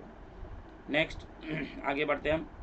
नक्शे में किस रियासत का रेल रास्ता नहीं है? किस रियासत में रेल रास्ता आपको देखने को नहीं मिल रहा है? तो वो यहाँ पर, मतलब जम्मू कश्मीर रियासत में आपको रेल रास्ता नहीं देखने को मिल रहा है। भारत के इंतहाई जुनूब में वाक़ रेलवे स्टेशन का नाम बताइए। तो जुनूब में सबसे यहाँ पर रेलवे स्टेशन आपको देखने को मिल रहा है, वो है कन्याकुमारी। मुंबई बेंगलुरु के दरमियान कौन सा अहम रेलवे स्टेशन वाक़ है? अब मुंबई से आप कहाँ जाना है आपको? बेंगलुरु। और मुंबई से बेंगलुरु के बीच में सबसे अहम रेलवे स्टेशन जो आपको देखने को मिल रहा है वो है, यहाँ पर आप देखेंगे, वास्को डी गामा। मतलब ये मुंबई से रेलवे स्टेशन और यहाँ पे बेंगलुरु तक, लेकिन यहाँ पर वास्को डी गामा, ये गोवा का एक बहुत ही मशहूर रेलवे स्टेशन आपको देखने को मिल रहा है। वास्को भी कहते हैं इसको। हिंदुस्तान की अहम शुमाली हवाई अड्डे के नाम बताएं। अब शुमाल में मौजूद हवाई अड्डों के नाम, तो यहाँ पर देखेंगे शुमाल में आपको दिल्ली देखने को मिलेगा, उसी के साथ में लेहिया देखने को मिलेगा, श्रीनगर देखने को मिलेगा। एक और नक्शा हम लोग देखते हैं सबसे आखिर में। और नक्शे को कितने मुंतकों में तकसीम किया गया है? तो एक मुंतका, एक, यहाँ पर ये 2, यहाँ पर ये 3 और यहाँ पर 4। तो हमारा जवाब होगा 4 मुंतकों में तकसीम किया गया है। अगला सवाल इसी के ऊपर पूछा गया है कि आलमी मियारी वक्त से पीछे का मतलब क्या होता है? तो उमूदी तौर पर 0 दर्जे तुलुल बलद के लिहाज से आलमी मियारी वक्त का तयन किया जाता है। इस तुलुल बलद के मगरिब में वाक़ मकामात का वक्त आलमी मियारी वक्त से पीछे होता है। इसको कहा जाता है आलमी मियारी वक्त से पीछे। ब्राज़ील के किस मुंतके में वक्त दीगर मुंतकों से आगे है? तो ब्राज़ील के इंतहाई मशरिकी मुंतके में, इंतहाई मशरिकी मुंतका कौन सा हो गया? ये वाला मुंतखा, ये वाला मुंतखा इंतहाई मशरिकी। यहाँ पर क्या है? तो मियारी वक्त जो है वो दीगर मुंतकों से आगे है। ये वक्त दीगर मुंतकों से कितना, मतलब कितना आगे है? तो ये वक्त दीगर मुंतकों के वक्त से 60 से 180 मिनट आगे है, 60 से 180 मिनट के दरमियान आगे है। आगे बढ़ते हम। ये वक्त दीगर मुंतकों के, हाँ, लाल रंग का मखसूस ख़त क्या जाहिर करता है? ये जो लाल रंग का ख़त आपको नज़र आ रहा है यहाँ पर, यहाँ से लेकर ये इस तरह से टेढ़ा मेढ़ा थोड़ा सा है, ये आपको नज़र आ रहा है। तो ये क्या जाहिर करता है? तो ये लाल रंग का मखसूस ख़त जो है ब्राज़ील के मंजूर शुदा मियारी वक्त को ज़ाहिर करता है। मियारी वक्त और मकामी वक्त आप पढ़ चुके हैं, यह मियारी वक्त को ज़ाहिर करने वाला लाल रंग का ये ख़त है। एक और आखिर का नक्शा हम यहाँ पर देखेंगे। भारत की असल सरजमीन के इंतहाई मशरकी और इंतहाई मगरबी सिरों का तुलुल बलद कितना है? तो तुलुल बलद का फ़र्क कितना है? तो 29 दर्जा, राइट आंसर आपका होगा। भारत के इंतहाई मशरकी और इंतहाई मगरबी सिरों का तुलुल बलदी फ़र्क ब्राज़ील की निस्बतन कितना ज़्यादा है या कम है? तो कम है। ब्राज़ील में 19 है, तो यहाँ पर क्या है? ब्राज़ील में 39 है, तो यहाँ पर क्या है? 10 दर्जा कम है। भारत के मियारी वक्त का तुलुल बलद कौन सा है? तो 82 दर्जा, ये वाला जो तुलुल बलद यहाँ से गुजरता है, आप देख सकते हो, ये वाला तुलुल बलद, ये सामने नज़र आ रहा है आपको, थोड़ी सी लाइन टेढ़ी हो गई, ये वाला तुलुल बलद जो कितना है यहाँ पर आपको देखने को मिलेगा?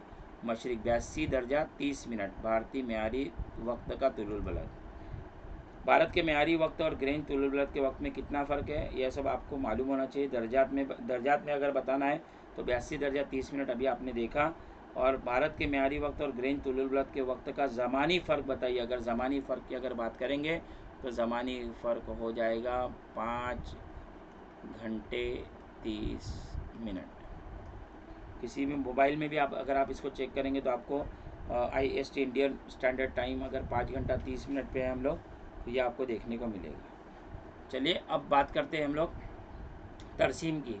कुछ तरसीम बनाने का सवाल आप लोगों को यहाँ पर देखने को मिलेगा। कौन सी तरसीम है? तरसीम भी आप देखते चलिए ताकि आप लोगों के लिए आसानी रहे। और तरसीम में सबसे पहले आप देखेंगे कि यहाँ पर एक तरसीम है, झेल के जदुल में ब्राज़ील में होने वाली बारिश का तनासुब दिखाया गया है। और ब्राज़ील का जो ये जो तनासुब दिखाया गया है, इसको क्या करना है, तो इसकी तरसीम बनाना है। तो सबसे पहले देखेंगे कुदरती हिस्से दिए हुए, दरिया अमेज़न की वादियाँ, पेराग्वे पेराना की वादियाँ, ब्राज़ील की बुलंद ज़मीन और साहिली इलाके, ये कुदरती हिस्से दिए हुए हैं। ठीक है, इसको हम देखेंगे। कुदरती हिस्से है ये 1, 2, 3 और 4।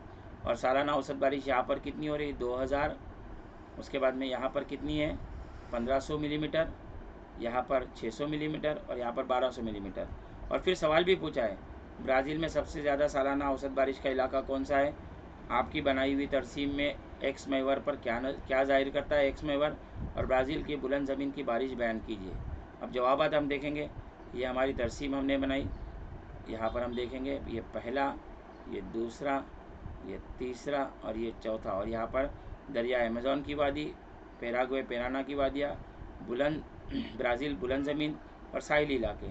अब यहाँ पर देखेंगे ब्राज़ील में सबसे ज़्यादा सालाना बारिश कहाँ पर है, तो अमेज़न की वादियों में। एक्स महवर क्या बता रहा है, तो एक्स महवर क्या बता रहा है, कुदरती हिस्से बता रहा है। और ब्राज़ील बुलंद ज़मीन की सालाना औसतन बारिश निस्बतन कम, यानी 600 मिलीमीटर है। यहाँ पर कितनी है, कम 600 मिलीमीटर। तो तीनों चीज़ें यहाँ पर नज़र आ रही है। तीसरे का जवाब यहाँ पर नज़र आ रहा है, दूसरे का जवाब यहाँ पर नज़र आ रहा है और पहले का जवाब जो हमको यहाँ पर नज़र आ रहा है।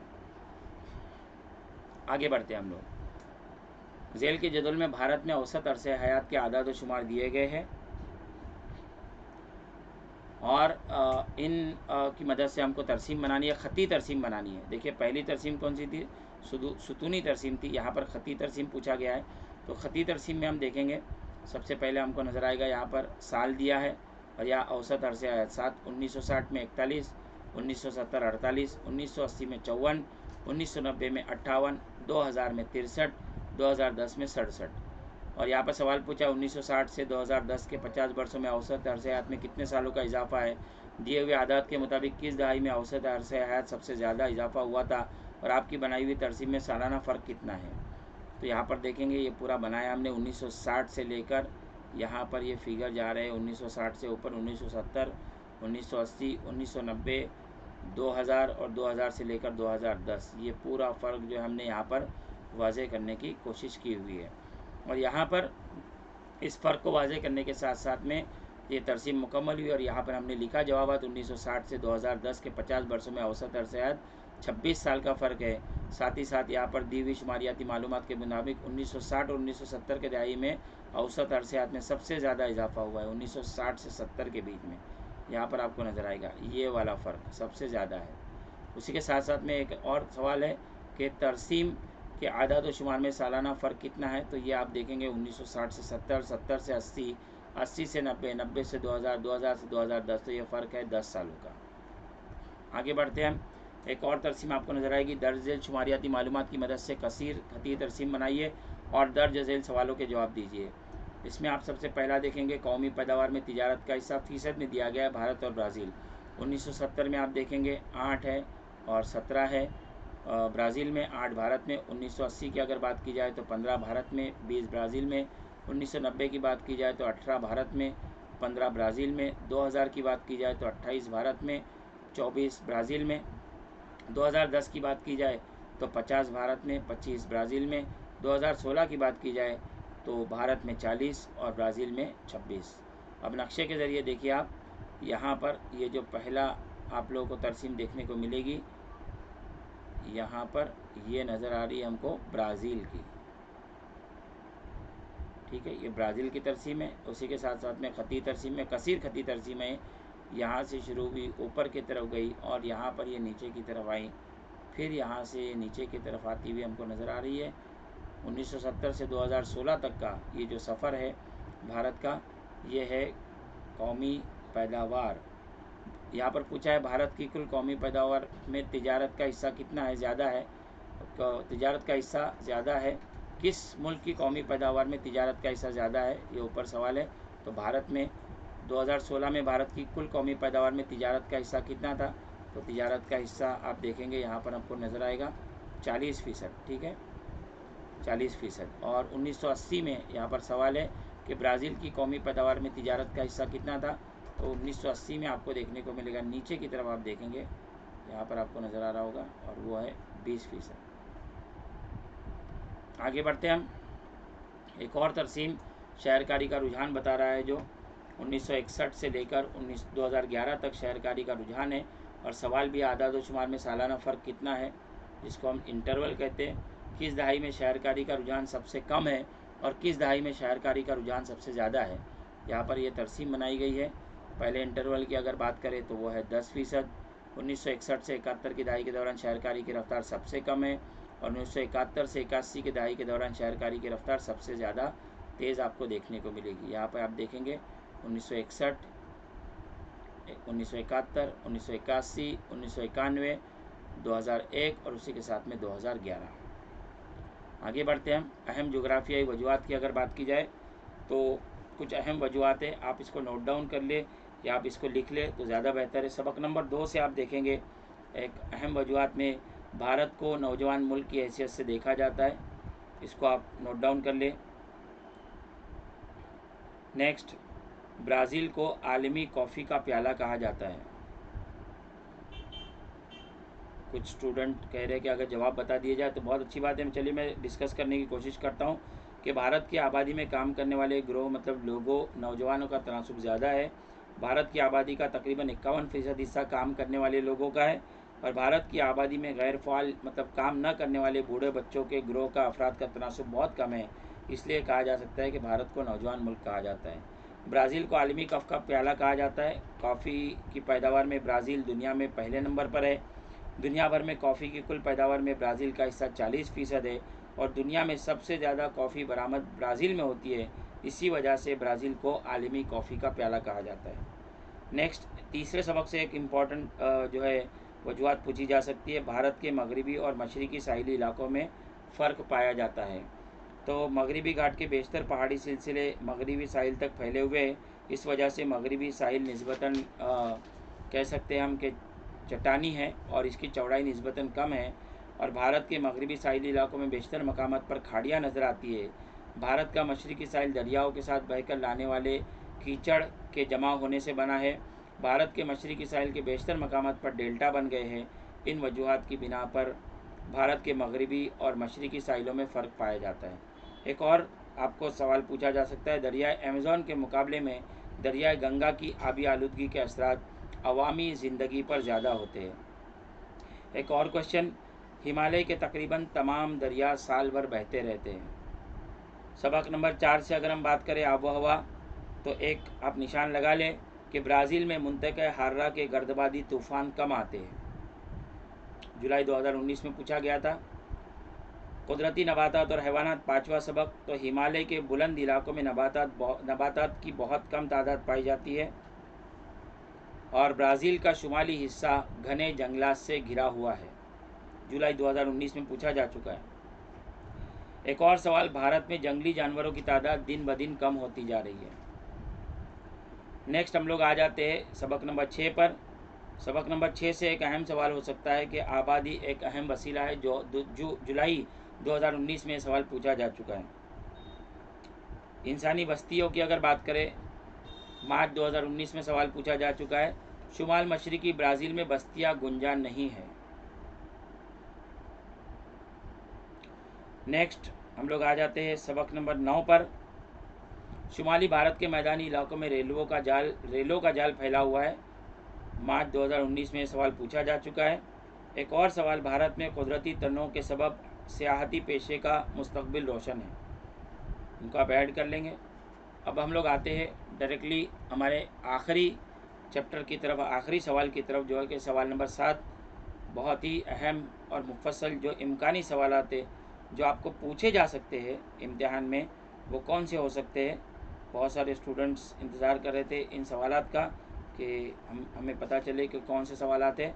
सबसे पहले अगर मैं बात करूँ, सबक नंबर 1 से एक मुफस्सल सवाल आप लोगों को ज़रूर पूछा जाएगा।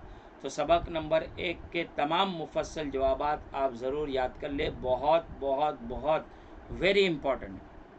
उसमें भी अगर बात करें तो इलाकाई सैर के दौरान कचरे को ठिकाने लगाने का इंतज़ाम किस तरह से करेंगे, मार्च 2019 में पूछा है। कारखाने की इलाकाई सैर के लिए सवालनामा तैयार कीजिए, बहुत इंपॉर्टेंट सवाल है, इस साल पूछा जा सकता है। इलाकाई सैर के लिए आप कौन कौन सी अशिया साथ लेंगे, ये भी बताइए कि साहिल समंदर पर जाते वक्त आप क्या एहतियात करेंगे। ये भी सवाल जो है जुलाई 2019 में पूछा जा चुका है। नेक्स्ट, सबक नंबर 2 से आज़ादी के बाद के दौर में भारत और ब्राज़ील दोनों मुल्कों को किन मसाइल का सामना करना पड़ा है। मुझे लगता है इस साल के लिए इम्पोर्टेंट सवाल हो सकता है। उसी के साथ साथ में मार्च 2019 में पूछा हुआ एक सवाल, भारत और ब्राज़ील अपने अपने महल वक़ूअ के लिहाज से किन बातों में मुख्तलिफ हैं। आगे हम लोग बढ़ते हैं सबक नंबर 3 से, भारत के मैदानी इलाके की खुसूसियात लिखिए। नेक्स्ट, ब्राज़ील की बुलंद ज़मीन की खुसूसियात बयान कीजिए। नेक्स्ट, अमेज़ॉन के आबी निज़ाम की खुसूसियात बयान कीजिए। नेक्स्ट, भारत में दरियाओं की आलूदगी पर काबू पाने के लिए कौन कौन से मंसूबे जारी है। ठीक है, आगे और एक सवाल है, भारत की अहम 5 तबाई साख्त बताइए और भारतीय जज़ायर के मुतालिक तफसील से लिखिए। जुलाई 2019 में पूछा हुआ ये सवाल है। भारत के अहम 5 तबाई साख्त में हिमालय हो गया, बुलंद ज़मीन का हिस्सा है, शुमाली भारत का मैदानी इलाका हो गया, जजीरा नुमा साहिली इलाके और जज़ायर का मजमुआ। इसमें लक्षद्वीप जज़ायर, भारतीय जज़ायर की अगर बात करें तो लक्षद्वीप जज़ायर और अंडमान निकोबार जज़ायर। तो लक्षद्वीप जज़ायर कहाँ पर है, कैसे है, मूंगों के इज्तिमाकारी से ये बने हुए जज़ायर है। 1 लाख छोटे छोटे जज़ायर का मजमुआ है और कम चौड़े हैं, कम ऊँचे हैं। अंडमान निकोबार जज़ायर की बात करें तो बड़े जज़ायर है, खलीज बंगाल में वाक़ है और जो है ज़्यादा ऊँचे है। अंडमान मजमुई जज़ायर या ज़्यादातर ज़िंदा आतिशफ़शा के ये जज़ीरे आपको देखने को मिलेंगे, बहुत ऊँची ऊँची पहाड़ियाँ आपको देखने को मिलेगी। तो ये सारी चीज़ें इसमें ऐड करना होगी। इसी के साथ साथ में चौथा सबक, आबो हवा। भारत की आबो हवा में बहरे हिंद और हिमालय की अहमियत मुख्तसरन लिखिए, या फिर बहरे हिंद या हिमालय पहाड़ का मानसून की तैयारी पर होने वाला असर, एक ही जवाब होगा। भारत और ब्राज़ील की आबो हवा का मुवाजना कीजिए। 2 जुलाई 2019 में सवाल पूछा जा चुका है। एक और सवाल, ब्राज़ील के खुश्क चौगोशा के बारे में मालूमात लिखिए। मुझे लगता है कि ये सवाल भी बहुत अहम है। 5वें सबक की अगर बात करें तो आप 5वें सबक में ज़्यादातर बड़े जवाबात की तैयारी ना करें। 6ठा सबक भी आप हज़फ करें, 7वां सबक भी आप छोड़ दें, कोई मसला नहीं है। 8वें सबक में आप ब्राज़ील के मगरबी हिस्से में कानकुनी के पेशे का फ़रोग कम क्यों हुआ है, इसे आप ऐड कर सकते हैं। हो सकता है ये सवाल जो है वो जुग्राफियाई वजूहात में भी पूछा जाए। और एक और सवाल, भारत और ब्राज़ील में जारी माहीगिरी के पेशे में यकसानियत और फ़र्क, मार्च 2019 में पूछा हुआ ये सवाल है। इसकी भी आप तैयारी करने की कोशिश करेंगे। सबक नंबर 9 से कोई मुफस्सल जवाब आपको इम्तिहान में पूछा नहीं जाएगा। ये है हमारा पूरा खाका जिसको हमने बयान किया। सवाल नंबर 1, 2, 3 हम पहले पार्ट में कर चुके थे। सवाल नंबर 4, 5, 6 और 7, इन तमाम सवालों में कौन से इम्कानी सवालात हो सकते हैं, कौन से सवालात पूछे जा सकते हैं, इम्पॉर्टेंट सवालात कौन से हो सकते हैं, सब कुछ जो है मैंने बताने की कोशिश की है। अब आप अगर चाहे तो वीडियो को रिवाइज़ करें, दोबारा देखें, बार बार देखते रहे और वीडियो को देखकर जो है अपने जो है मश्क करने की कोशिश करें। मश्क करना बहुत ज़्यादा ज़रूरी है, क्योंकि आप याद रखिए कि ये नक्शे के सवालात कोई ऐसे सवालात नहीं है कि आप इसको याद कर ले, बल्कि इसको बहुत ज़्यादा मश्क की जो है वो ज़रूरत होती है। इसको आप याद रखेंगे, ठीक है। और आगे हम लोग बढ़ते हैं, कुछ और चीज़ें ऐड करने की कोशिश करते हैं। कुछ स्टूडेंट जो है कुछ सवालात के बारे में कंफ्यूज है, तो मैं उनको बता दूं कि मेरा नंबर है, आप इसको नोट डाउन करें और मुझे जो है इस नंबर पे कांटेक्ट करने की कोशिश करें। इंशाल्लाह मैं आपके सवालात के जवाब देने की कोशिश करूँगा। 9768205400। मेरा नाम MUNAWWAR मुनव्वर मलिक, ठीक है। मेरा ताल्लुक़ है मुंबई उर्दू हाई स्कूल अंधेरी वेस्ट से। तो ये मेरा नंबर है। अगर कोई सवाल आपको मतलब छेड़ रहा है, मतलब आप लोगों को समझ में नहीं आ रहा है, या उसका जवाब कैसे लिखना है ये आपको समझ में नहीं आ रहा है, आप ज़रूर मुझे व्हाट्सअप करें या मुझे कॉल करें। अगर वक्त फ़ारिग है, नमाज के औकात नहीं है, चूँकि आप जानते हैं कि अभी जो है वो रमज़ान का भी मुबारक महीना चल रहा है। अगर औकात फ़ारिग है और मैं भी फ़ारिग हूँ और मैं इन सवालात के जवाब आपको दे सकता हूँ, या व्हाट्सअप आपने कर दिया, मैं व्हाट्सअप खोलकर अगर देख रहा हूँ, तो इंशाल्लाह मैं इन सवालात के जवाब ज़रूर आपको देने की कोशिश करूँगा। वीडियो बहुत ज़्यादा लंबा हो रहा है, इसलिए मैं अभी यहीं पर वीडियो को स्टॉप करता हूँ। आप सब जुड़े रहे। फिर से एक बार मैं आपसे गुजारिश करूँगा कि रमज़ान में बहुत ज़्यादा इबादत करें। आज का दिन आप मुकम्मल पढ़ाई करें। रमज़ान में जो है तस्बीहात की आप पाबंदी करें, उसी के साथ साथ में आप नमाज़ों की पाबंदी करें, कुरान शरीफ की तिलावत ज़रूर करें। इन सारी चीज़ों का ध्यान रखें और दुआओं में याद रखें। हमारे आज के इस लेक्चर को और इस आखिरी लेक्चर को हम लोग यहीं पर ख़त्म करते हैं। ई गाइडेंस इस एजुकेशनल यूट्यूब चैनल को आपने जो प्यार दिया, जो सराहा, मैं उसके लिए आपका तहे दिल से शुक्रगुजार हूँ। बस अगर इससे आपको फ़ायदा पहुँचा है तो आप ज़रूर मेरे लिए दुआएं कीजिए। आप कमेंट बॉक्स में भी दुआएं लिखिए। बहुत बहुत शुक्रिया। अस्सलाम वालेकुम। आज के लेक्चर को यहीं पर ख़त्म करते हैं। बहुत सारी दुआएं, बहुत सारा प्यार। और एक बात कहना चाहूँगा कि इम्तिहान के नताइज के लिए आपको बहुत ज़्यादा जो है मेरी तरफ से नेक ख्वाहिशात। अल्लाह करे आप इम्तिहानात में बहुत अच्छा करें, बहुत अच्छे परसेंटेज से कामयाब हो। और अगर अच्छे परसेंटेज मिलते हैं तो एक मैसेज ज़रूर कीजिएगा ताकि मुझे पता चले कि हमारे लेक्चर्स का आउटपुट क्या है। बहुत बहुत शुक्रिया। अस्सलाम वालेकुम।